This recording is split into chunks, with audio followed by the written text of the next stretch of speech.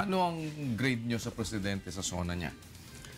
Ako, Kuya Daniel, hindi ako pumapadoob kasi sa ganyang grade from 1 sa 1 to 10. Ano? Ang sinasabi ganito ko na lang, lang tatanungin ko na lang.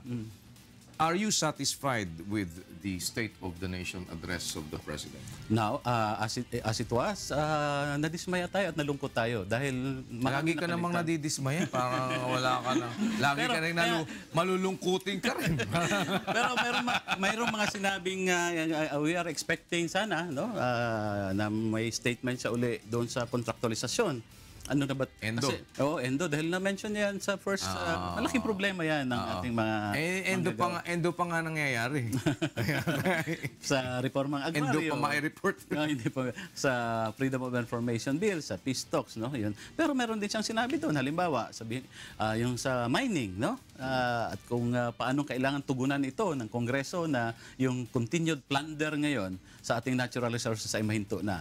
At nabanggit rin niya yung usapin ng kasaysayan, yung Balangiga Bells, no, na dapat ibalik na ng Amerika, no, as part of our historical heritage natin, no. At it's symbolic na sinasabi ng presidente na ibalik nyo ito dahil sa amin ito. But sana ganon din ang sabihin ng ating presidente doon din sa mga inokupang isla ng China, no, na... But so far with the 1 year of presidency, ikaw ba ay nakakakita na nakakaramdam na one way or the other ay meron ng nabago sa Pilipinas? Kagaya ng tinatanong sa marami.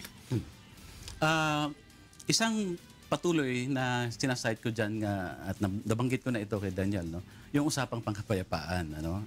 Positive yan sa aking pananaw na in the past 4 rounds of talks, umusad ng mahaba ang peace process, lalo-lalo na sa substantive agenda. Dahil nung... Alam mo, ganyan sinabi sa akin ni Secretary Jess Dureza, nandito sa akin. Ngayon lang tayo nakaabot sa pinakamahaba. Ang totoo, sabi niya, sa Sabado, meron kaming back channel talks. At saka sa Linggo. Ayun, hindi umabot na Sabado. Na-cancel yung back talks. Humps and bumps, no?